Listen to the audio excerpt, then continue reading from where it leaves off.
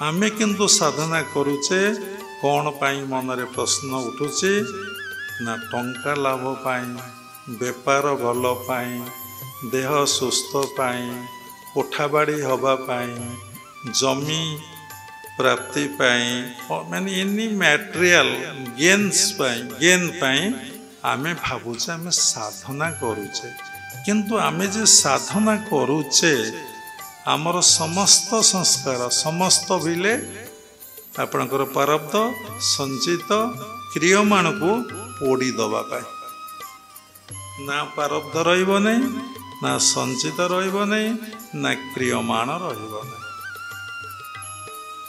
कौन रहिबो किछि रहिबो नै तेणु भागवतर गोटे पद मने पड़े भक्ति उपजीव जेबे छाड़िब सकल कर्म तेबे जी जेते संसार घटना कार्य मान को माने सोशल वर्क को जी जेते करि चली आपण जानिमे ता भितर रजगुणटा बेसी क्रिया करुछि जे समस्त कर्मरु अवसर नहीं पेट चाखंडक पाई जेतेकी कर्म सेतेकी करी एवं ईश्वर चिंतारे निमग्न हो जाउछि ईश्वर चिंता गुरुदेव जो उपदेश देइचंती जो टेक्निक आमको शिखैचंती से टेक्निक रे आम मन को आम रखिबा तो ईश्वर चिंता से ईश्वर चिंतारे आमे जदि निमग्न होइले सबु समय रे से टेक्निक रे जदि आमे रही गले हमर प्रारब्ध संचित क्रियमाण पोड़ी पाउंस हो जीवो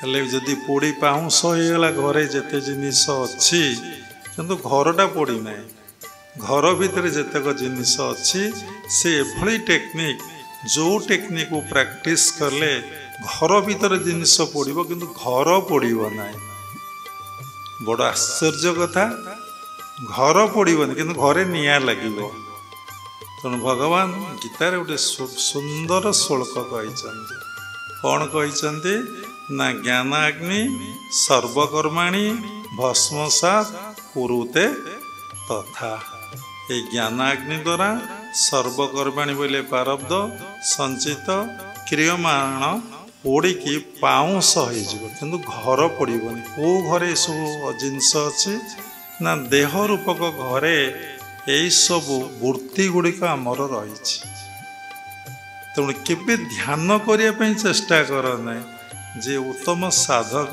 से केतबेले ध्यान करने चेष्टा करें ध्यान स्पॉन्टानियस हुए जमती गछ लगेबे पानी देबे सार देबे औषध देबे गछ किए खाई जावाई पशु ताको बाड़ आपण बुझे बा पक्षी खाई जावाई बाड़ बुझे जत्न नेबे गछ लगेले फल हुए गछ लगेले फल फले गछ लगेले फल फले एवं गछ लगेले यही फल खाए ताको मन मन भावी से फल खाई अवस्था जा हुए माने गछ लगा ही नहीं माने गछर जत्न निया ही नहीं किंतु फल खाइबा कथा चिंता करी बसी बसी राति राति दिन दिन दिन चली जाऊँगी नहीं खिलामी नहीं खिलांगी पहला अवस्था जहाँ से तेणु साधना करेंगे रिजल्ट आशा रखिए ना तेणु साधना कले निश्चिंत भाव रिजल्ट मिले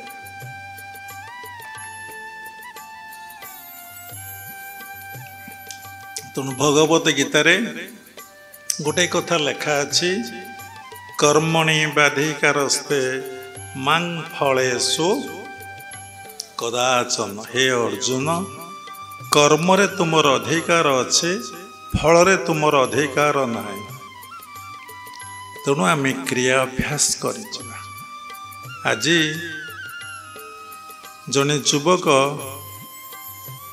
आश्रम को आसिले भुवनेश्वर ध्यान केन्द्र को कहले मु क्रिया योग जानी आपण को सस शुणी मते बहुत भल लगिला मु आसी ଆଉ ମୋତେ ଟିକେ ସର୍ଟକଟ୍ ଟେକ୍ନିକ୍ ଦେଇ ଦିଅନ୍ତୁ ଯାହାକୁ ପ୍ରାକ୍ଟିସ୍ କଲେ ମୋର ମାନସିକ ସ୍ଥିରତା କମ୍ ସମ ଭିତରେ ଆସିଯିବ। ଆମେ କହିଲୁ ଆପଣ ଗୁରୁ ଗ୍ରହଣ କରିଛନ୍ତି?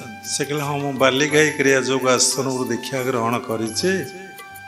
ତାକୁ ତ ସମସ୍ତେ ଶୁଣିବେ, ସେ ବି ଶୁଣିବେ, କହିବା କଥା ନୁହେଁ, ସବୁ ସଚେତନ ପାଇଁ ଆମେ ଏ କଥା କହୁଛୁ। ତାହେଲେ ଗୁରୁଙ୍କ କଥା ଉପରେ ଆପଣ ବିଶ୍ୱାସ ରହିଲା ନାହିଁ? ଆପଣ ଅନେକ କଥାରେ କାହିଁକି ଅଛନ୍ତି? ଆଜି ଗୋଟେ ପ୍ୟାଣ୍ଟ, କାଲି ଗୋଟେ ପ୍ୟାଣ୍ଟ, ଆଜି ଗୋଟେ ସାର୍ଟ, କାଲି ଗୋଟେ ସାର୍ଟ, ଆଜି ଗୋଟେ ପ୍ରକାର ଆଇଟମ୍ ଖାଦ୍ୟ, କାଲି ଗୋଟେ ପ୍ରକାର ଆଇଟମ୍ ଖାଦ୍ୟ। ଆଜି ଯିବି ଏଠିକି ଦେଖିବାକୁ, କାଲିକି ଯିବି ସେଠି। ଆଜି ବାବାଜୀ କହୁଛନ୍ତି ଋଷିକେଶ ଦେଖିବି, ହରିଦ୍ୱାର ଦେଖିବି, ଆଉ ବୃନ୍ଦାବନ ଦେଖିବି, ବଦ୍ରୀନାଥ କେଦାରନାଥ ଦେଖିବି। ଏଟା ଠାକୁର ଯଦି ଏକ, ତାହେଲେ ପୁଣି ଏତେ କାହିଁ ଦେଖିବ? ଠାକୁର ଯଦି ଏକ, ଗୋଟିଏ ନାମ ନ ନେଇକି ଅନେକ ନାମ କାହିଁକି ନବ? ବା ତୁମେ ତ ଅନେକରେ ଅଛ, ତୁମେ ତ ଏକକୁ ଆସିନ। ତେଣୁ ସେଥିଲାଗି ତୁମେ ଅନେକ ଟେକ୍ନିକ୍ ପ୍ରାକ୍ଟିସ୍ କରୁଛ ଏକକୁ ଆସିବା ପାଇଁ। ତୁମେ ଏତେ ଶୀଘ୍ର ଷ୍ଟେଟମେଣ୍ଟ ଦେଇ ଦେଉଛ ଏ ଟେକ୍ନିକ୍ ସବୁ ଭୁଲ, ତାହେଲେ ତୁମେ ବାବାଜୀ ମହାରାଜଙ୍କ ଠାରୁ ଟ୍ୟାଲେଣ୍ଟ, ଯେ ହଜାର ହଜାର ବର୍ଷ ବଞ୍ଚିଛନ୍ତି, କଳ୍ପ ଯୋଗୀ, ନିଜର ଶ୍ୱାସ ପ୍ରଶ୍ୱାସକୁ ବାବା କହିଛନ୍ତି ଯଦି 100 ଦିନ ଆପଣ ବନ୍ଦ କରିଦେବେ ଆପଣଙ୍କର ଇଚ୍ଛାଧୀନ ମୃତ୍ୟୁ ହେଇଯିବ। ତେଣୁ ତୁମେ ଯାହା ଗୁରୁ କହିଛନ୍ତି ତାକୁ ହିଁ ପାଳନ କର। ମୋ ପାଖରୁ କିଛି ଶିଖିବାର ନାହିଁ। ତୁମେ ଯଦି ଏକ ଭିତରେ ଥିଲ ତାହେଲେ ଗୋଟିଏ ଗୁରୁଙ୍କ ପାଖରୁ ଛାଡ଼ି ଆଉ ଜଣେ ଗୁରୁଙ୍କ ପାଖକୁ କାହିଁକି ଆସିଲ? ତୁମେ ଅନେକରେ ନୁହଁ, ବହୁତ କ୍ଷିପ୍ତ ଅବସ୍ଥାରେ ଅଛ। ଆମେ ତୁମକୁ କୌଣସି ଆଡ଼ଭାଇସ୍ ଦେଇପାରିବୁନି, ଆପଣ ଶୀଘ୍ର ପଳାନ୍ତୁ। ସେ ଉଠିକି ପଳାଇଲେ।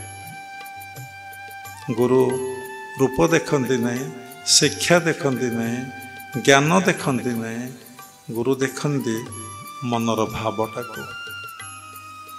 ଆପଣ ଭିତରେ ଯାହା ଅଛି ତାହା ହିଁ ପରିପ୍ରକାଶ ହେଇଯାଏ। ସେଇଥିରୁ ସେ ଦେଖିକି ସାଧନା ହିଁ ଶିଖାନ୍ତି।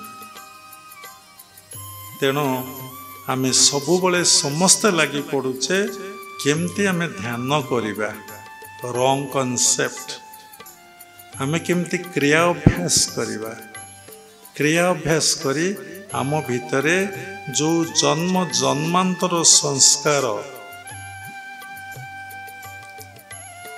ବୃତ୍ତି ଆକାରରେ ସଞ୍ଚିତ ଅଛି ତାକୁ ଆଉଟ୍ କରିବା, ପୋଡ଼ିବା, ପାଉଁଶ କରିବା। କେମିତି ନା ମନ କହୁଛି ଆଉ ଦେଖିବି ନାହିଁ, କାନ କହୁଛି ଆଉ ଶୁଣିବି ନାହିଁ, ପାଟି କହୁଛି ଆଉ ବକ ବକ ହେବି ନାହିଁ।